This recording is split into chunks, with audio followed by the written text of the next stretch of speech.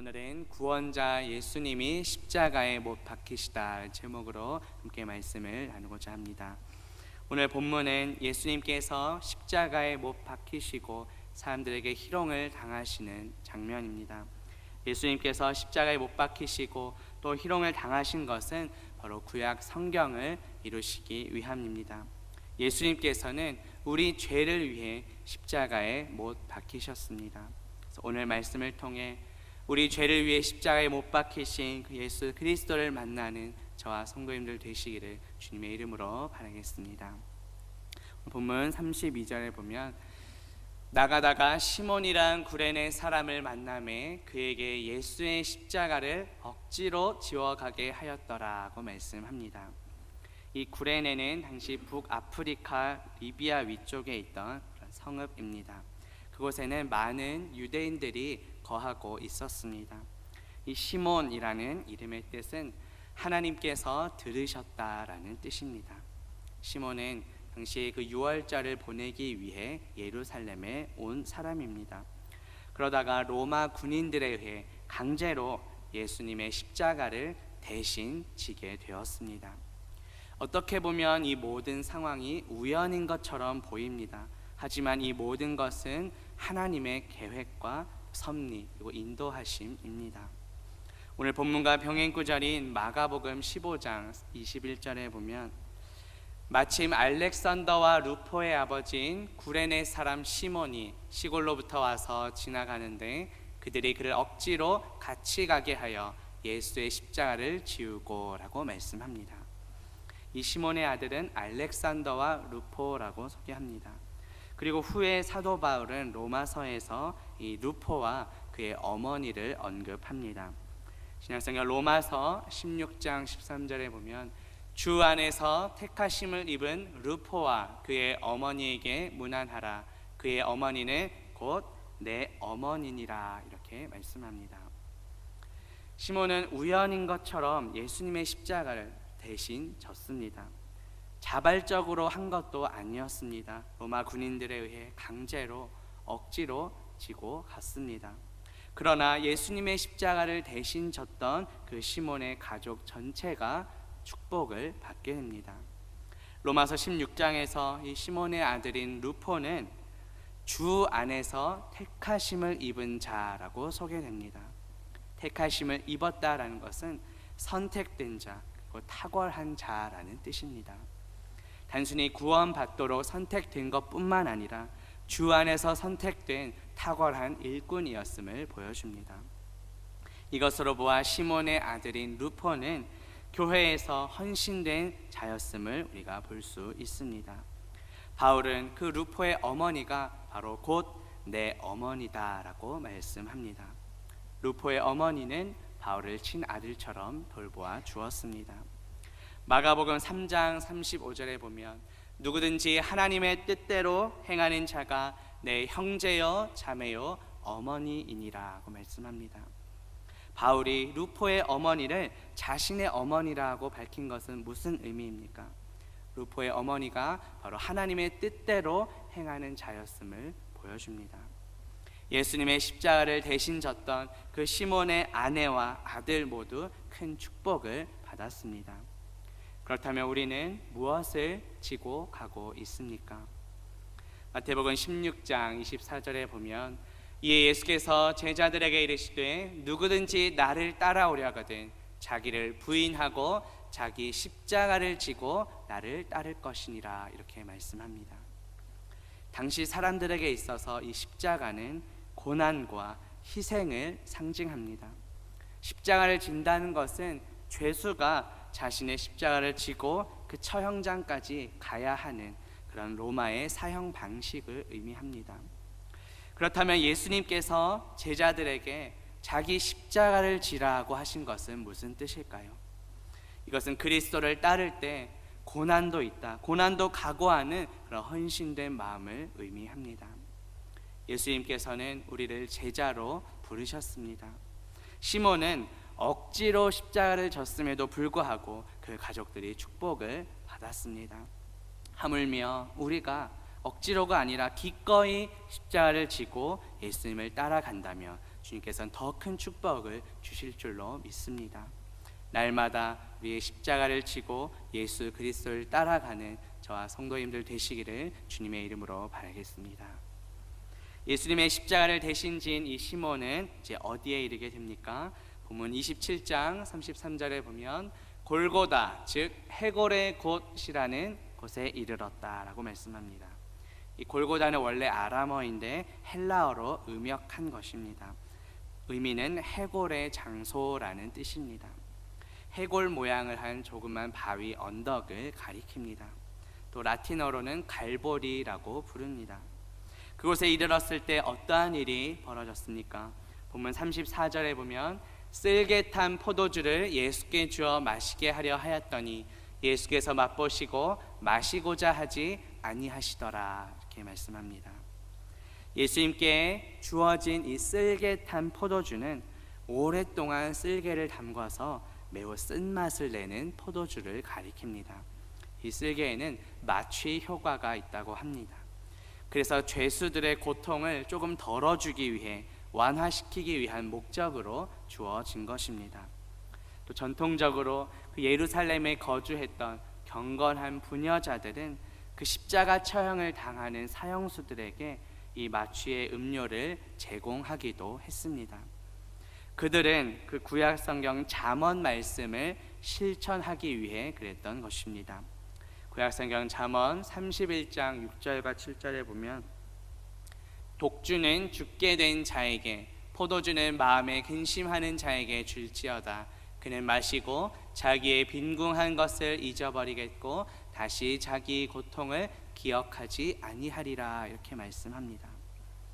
그런데 오늘 본문과 병행 구절인 마가복음 15장 23절에 보면 모략을 탄 포도주를 주었으나 예수께서 받지 아니하셨다라고 말씀합니다. 이 모략도 쓸개와 동일하게 마취 효과, 쓴맛을 가지고 있습니다. 마태는 예수님께서 구약 성경을 이루기 위해 오신 분이시다, 이것을 강조하기 위해 쓸개 탄 포도주라고 표현한 것입니다. 또 마태는 시편 말씀을 인용해서 기록을 합니다. 구약 성경 시편 69편 21절에 보면 그들이 쓸개를 나의 음식물로 주며 목마를 때에는 초를 마시게 하였사오니 라고 말씀합니다. 이 시편 69편은 다윗의 시입니다. 다윗은 그런 인간적인 비방과 수모가 너무 힘에 겨웠습니다. 그래서 의지할 자를 찾아서 위로를 요청합니다. 그런데 진정한 위로가 아니라 하는 척만 했던 것입니다. 실제로는 괴로움과 고통을 더한다라는 뜻입니다. 본문에 나오는 포도주는 그 신포도주나 혹은 포도주를 발효해서 만든 식초를 가리킵니다. 그런데 예수님께서는 그것을 맛보시고 더 이상 마시지 않으셨습니다. 그렇다면 예수님께서 포도주를 마시지 않은 이유는 무엇일까요? 그것은 마취제를 의지해서 고통을 덜어내기보다는 온전히 그 십자가의 고난을 친히 다 감당하시기 위함이었습니다. 우리가 감당해야 할 그 모든 고난을 십자가에서 다 감당하신 예수님께 감사하는 저와 성도님들 되시기를 주님의 이름으로 바라겠습니다. 오늘 본문 35절 봅니다. 그들이 예수를 십자가에 못 박은 후에 그 옷을 제비 뽑아 나누고, 그 옷은 예수님께서 입고 있던 그 옷을 가리킵니다. 본문과 병행 구절인 요한복음 19장 24절에 보면 군인들이 서로 말하되 이것을 찢지 말고 누가 얻나 제비 뽑자 하니 이는 성경에 그들이 내 옷을 나누고 내 옷을 제비 뽑나이다 한 것을 응하게 하려 함이라, 이렇게 말씀합니다. 예수님의 그 옷을 제비 뽑아서 나누는 것 역시 구약의 말씀을 이루시고자 한 것입니다. 이 구약 말씀은 어디입니까? 시편 22편 18절에 보면 내 겉옷을 나누며 속옷을 제비 뽑나이다 라고 말씀합니다. 예수님께서는 십자가에 못 박히시면서까지 또 그 이후에 일어나는 모든 일들을 통해 구약 성경을 이루셨습니다. 본문 36절에 보면 거기 앉아 지키더라 고 말씀합니다. 군병들은 계속해서 예수님을 지키고 있었습니다. 당시의 십자가는 목숨이 끊어지기까지 오랜 시간이 걸리는 그런 형벌입니다. 군병들은 옆에 앉아 지키면서 예수님이 죽은지 확인을 하기 위해 지키고 있었던 것입니다. 그리고 혹시나 십자가에 매달린 예수님을 제자들이나 다른 사람들이 훔쳐가는 것을 막기 위해 지키고 있었습니다. 본문 37절에 보면 그 머리 위에 이는 유대인의 왕 예수라 쓴 죄패를 붙였더라고 말씀합니다. 본문과 병행 구절인 요한복음 19장 19절 20절에서는 나사렛 예수 유대인의 왕이라 히브리와 로마와 헬라 말로 기록되었더라고 말씀합니다. 이 십자가 위에 붙인 죄패는 십자가형을 받게 된 원인이 그 죄목이 무엇인지를 보여줍니다. 예수님의 죄목은 무엇이었습니까? 나사렛 예수 유대인의 왕이라고 되어 있습니다. 당시 사람들이 사용하던 세 나라 히브리, 로마, 헬라 말로 기록이 되었습니다. 오히려 그 덕분에 많은 사람들이 예수님께서 만왕의 왕이심을 알 수 있게 되었습니다. 예수님은 만왕의 왕이십니다. 그리고 우리를 다스리시는 왕이십니다. 우리는 누구의 다스림을 받고 있습니까? 그리고 내가 섬기는 왕은 누구입니까? 혹시 내가 내 삶의 왕인 것처럼 살아가고 있진 않은지 돌아봅시다. 예수님 외에 다른 것을 나의 왕으로 모시고 있진 않은지 돌아봅시다. 오직 예수님만을 진정한 왕으로 모시고 또 예수님의 다스림을 받으며 살아가는 저와 성도님들 되시기를 주님의 이름으로 바라겠습니다. 본문 38절에 보면 이때에 예수와 함께 강도 둘이 십자가에 못 박히니 하나는 우편에 하나는 좌편에 있더라고 말씀합니다. 이 강도는 원래 폭력을 사용하고 또 물건을 약탈하는 자를 가리킵니다. 또 정치적인 의미로 쓰이게 되면 반역자를 뜻합니다. 예수님께서 십자가를 지시게 된 다음 또 그 지신 대신 풀려난 사람이 있는데 그 사람이 바로 바라바입니다. 바라바 역시 강도였습니다. 그런데 예수님께서 이런 강도들과 같이 취급되고 또 십자가 처형을 당하신 이유도 역시 구약 성경을 이루시기 위함입니다. 이사야서 53장 12절에 보면 범죄자 중 하나로 헤아림을 받았음이니라고 말씀합니다. 예수님께서는 구약의 그 이사야 선지자가 예언한 대로 범죄자 중 하나로 취급을 받았습니다. 그래서 많은 강도들과 함께 십자가에 못 박히시게 된 것입니다. 이처럼 예수님께서는 십자가에 못 박히시는 그 순간에도 구약 성경을 이루고 계십니다. 본문 27장 39절에 보면 지나가는 자들은 자기 머리를 흔들며 예수를 모욕했다라고 말씀합니다. 이제 십자가에 못 박힌 예수님을 보며 지나가는 사람들이 모욕합니다. 이 유대인들에게 있어서 머리를 흔든다는 것은 매우 심한 조롱을 의미합니다. 그런데 이것 역시 구약 성경을 이루시는 모습입니다. 시편 22편 7절에 보면 나를 보는 자는 다 나를 비웃으며 입술을 비죽거리고 머리를 흔들며 말하되 라고 말씀합니다. 지나가는 자들이 예수님을 모욕한 이유가 무엇입니까? 자신이 하나님의 아들 유대인의 왕이라고 했기 때문입니다. 유대인들의 입장에서는 예수님이 신성 모독을 한 것입니다. 본문 40절에 보면 이르되 성전을 헐고 사흘에 짓는 자여 내가 만일 하나님의 아들이어든 자기를 구원하고 십자가에서 내려오라고 말씀합니다. 왜 사람들은 예수님을 향해 성전을 헐고 사흘에 짓는 자라고 부르고 있습니까? 예수님께서 그 요한복음에서 하신 말씀 때문입니다. 요한복음 2장 19절에서 21절에 보면 너희가 이 성전을 헐라 내가 사흘 동안에 일으키리라. 예수는 성전된 자기 육체를 가리켜 말씀하신 것이라고 합니다. 그런데 지금 십자가에서 이 말씀도 지금 이루어지고 있습니다. 성전된 그 예수님의 육체가 허물어진 것입니다. 지나가는 사람들은 그냥 단지 예수님을 조롱하고자 했던 말이지만 예수님께서는 그 순간조차도 말씀대로 이루고 계십니다. 사람들은 내가 만일 하나님의 아들이거든 자신을 구원해 보라고 말합니다. 이 예수라는 이름의 뜻은 구원자라는 뜻입니다. 마태복음 1장 21절에 보면 아들을 낳으리니 이름을 예수라 하라. 이는 그가 자기 백성을 그들의 죄에서 구원할 자이심이라. 이렇게 말씀합니다. 예수님께서는 죄와 허물로 죽었던 우리를 구원하시기 위해 이 땅에 오셨습니다.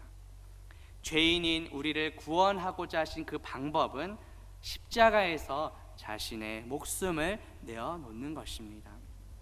그런데 만약 예수님께서 지금 당장 십자가에서 자기를 구원하고자 내려온다면 어떻게 되겠습니까?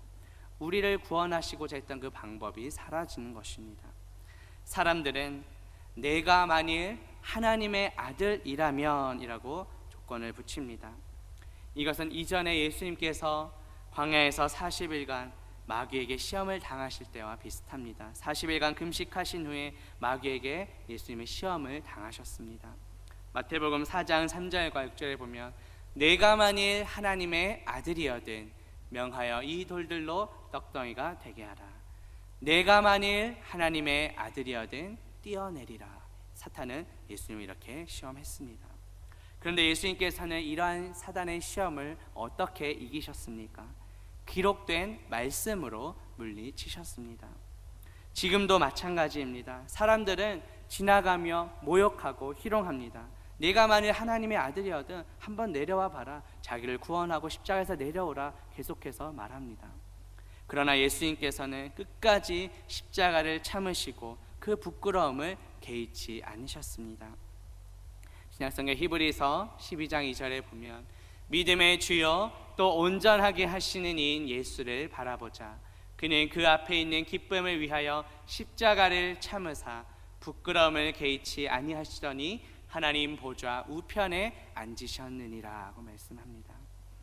예수님께서는 십자가를 부끄러워하지 않으셨습니다. 그 십자가에서 오히려 승리하셨습니다. 사람들의 그런 희롱과 모욕에도 불구하고 끝까지 그 십자가의 고난을 감당하셨습니다. 그런데 이렇게 예수님을 모욕하고 희롱한 것은 그냥 일반적으로 지나가는 사람들 뿐만이 아니었습니다. 본문 41절에 보면 그와 같이 대제사장들도 서기관들과 장로들과 함께 희롱하였다라고 말씀합니다. 원래 이 희롱한다는 것은 어린아이들이 장난치는 것을 의미합니다. 당시 종교 지도자들은 예수님께서 십자가에 달리시자 어린아이가 장난치듯이 예수님을 희롱했던 것입니다. 그리고 어떻게 비웃고 있습니까? 본문 42절에 보면 그가 남은 구원하였으되 자기는 구원할 수 없도다. 그가 이스라엘의 왕이로다. 지금 십자가에서 내려올지어다. 그리하면 우리가 믿겠노라. 이렇게 말씀합니다. 종교 지도자들은 예수님을 향해 이스라엘의 왕이라고 부릅니다. 지금까지 예수님은 유대인의 왕으로 불렸습니다. 이 이스라엘은 하나님의 그런 언약 백성을 가리킵니다. 예수님께서는 하나님의 그 언약의 말씀을 이루시기 위해 오신 왕이라는 뜻입니다. 그런데 지금 종교 지도자들의 표현은 어떤 진정한 믿음의 고백이라기보다는 예수님을 조롱하는 표현이었습니다. 본문 43절에 보면 그가 하나님을 신뢰하니 하나님이 원하시면 이제 그를 구원하실지라. 그의 말이 나는 하나님의 아들이라 하였도다 하며 라고 말씀합니다. 종교 지도자들은 예수님이 자신을 하나님의 아들이라고 했던 것 때문에 지금 조롱하고 있는 것입니다. 예수님이 정말로 하나님의 아들이라면 하나님께서 예수님을 구원해 주실 것이다 라는 뜻입니다. 그런데 지금 하나님께서는 아무런 구원도 베풀지 않고 계시니 예수님은 하나님의 아들이 될 수 없다, 이렇게 지금 조롱하고 있는 것입니다. 예수님을 조롱하는 것은 앞서 지나가는 사람들과 또 이 종교 지도자들만이 아니었습니다. 본문 마지막 44절에 보면 함께 십자가에 못 박힌 강도들도 이와 같이 욕했다라고 말씀합니다. 예수님께서는 군병들, 또 지나가는 여러 사람들, 또 유대 종교 지도자들에 이어서 심지어 이제는 함께 못 박힌 강도들에 의해서도 모욕을 당하고 있습니다. 오늘 본문과 병행 구절인 누가복음 23장 40절과 41절에 보면 하나는 그 사람을 꾸짖어 이르되 네가 동일한 정죄를 받고서도 하나님을 두려워하지 아니하느냐, 이 사람이 행한 것은 옳지 않은 것이 없느니라, 이렇게 말씀합니다. 예수님 양옆에 강도가 달려있는데 그 강도 중 하나는 오히려 예수님을 모욕하는 다른 강도 하나를 꾸짖고 있었다고 말합니다. 그래서 그 강도가 이제 예수님께 자신을 기억해달라고 부탁하자 예수님이 어떻게 대답하십니까? 누가복음 23장 43절에 보면 오늘 네가 나와 함께 낙원에 있으리라고 말씀하십니다. 이처럼 예수님께서는 십자가에서 죽으시기 직전까지도 한 영혼을 구원하셨습니다. 예수님을 못 박은 군병들이 우리였습니다. 지나가며 예수님을 욕했던 사람들이 바로 우리였습니다. 예수님을 비웃고 희롱하던 그 종교 지도자들이 바로 우리였습니다. 옆에서 함께 십자가에 못 박혀서 욕했던 강도가 바로 우리였습니다. 그런데 그럼에도 불구하고 예수님께서는 우리를 구원해 주셨습니다. 죽기 직전까지 한편에 있던 강도를 구원하신 것처럼 죄와 허물로 죽었던 우리를 구원해 주셨습니다. 아무런 자격 없는 우리가 전적인 하나님의 은혜로 구원받았습니다. 이렇게 값없이 은혜 받은 우리는 이제 어떻게 살아가야 할까요? 바울은 갈라디아서 2장 20절에서 이렇게 말합니다. 내가 그리스도와 함께 십자가에 못 박혔나니 그런즉 이제는 내가 사는 것이 아니요 오직 내 안에 그리스도께서 사시는 것이라. 이제 내가 육체 가운데 사는 것은 나를 사랑하사 나를 위하여 자기 자신을 버리신 하나님의 아들을 믿는 믿음 안에서 사는 것이라, 이렇게 말씀합니다. 사도 바울은 율법에 대해 또 죄에 대해 죽는 것을 예수님과 함께 십자가에 못 박힌 것으로 표현했습니다. 예수 그리스도께서 십자가에 못 박히실 때 우리도 함께 못 박혔습니다. 더 이상 내가 내 삶의 주인이 아니라 내 안에 그리스도께서 주인이 되시는 삶을 살아야 합니다.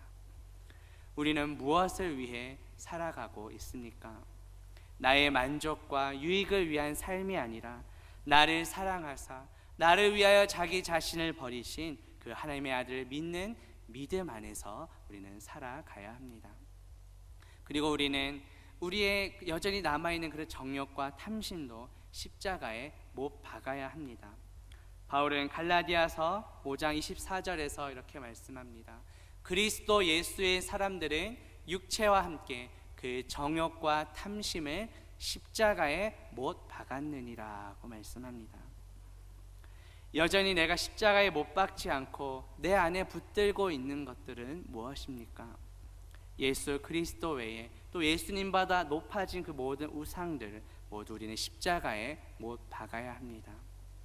그리고 더 나아가 우리는 오직 예수 그리스도의 십자가만을 자랑하며 살아가야 합니다. 바울은 갈라디아서 6장 14절에서 이렇게 말씀합니다.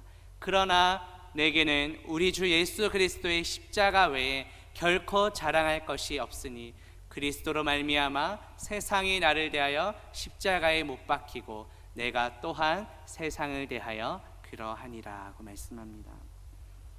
우리는 무엇을 자랑하며 살고 있습니까? 요즘 젊은 세대들이 인스타나 SNS 같은 것들 보면은 실제 삶과는 다른 허황된 그 온라인 상에서만 보여지는 것들에 치중하는 것들을 우리가 많이 볼 수 있습니다. 우리는 오직 예수 그리스도의 십자가만을 자랑해야 합니다. 그 외에 다른 것이 우리의 자랑거리가 되어서는 안 됩니다. 오직 예수 그리스도의 십자가만을 자랑하며 또 그 십자가만을 전하며 살아가는 저와 성도님들 되시기를 주님의 이름으로 바라겠습니다. 말씀을 맺으려합니다. 오늘 말씀을 통해 구원자 예수님께서 십자가에 못 박히신 것들을 살펴보았습니다. 예수님께서 십자가에 못 박히시고 또 희롱당하신 것은 바로 구약 성경을 이루시기 위함입니다. 그 순종을 통해 우리를 구원해 주셨습니다. 우리의 모든 정욕과 탐심은 십자가에 못 박고 또 오직 그리스도의 십자가만을 자랑하며 또 그리스도께서 주인 되시는 삶을 살아가는 저와 성도님들 되시기를 주님의 이름으로 바라겠습니다. 예, 기도합니다. 하나님 아버지, 오늘 말씀을 통해 예수님께서 십자가에 못 박히시고 희롱당하신 것은 구약 말씀을 이루시기 위함임을 깨닫게 하시니 감사합니다. 그 순종을 통해 우리를 구원해 주시니 감사합니다. 우리의 모든 정욕과 탐심은 십자가에 못 박게 하시고 오직 그리스도의 십자가만을 자랑하며 그리스도께서 주인 되시는 삶을 살아가게 하옵소서. 예수 그리스도의 이름으로 기도합니다. 아멘.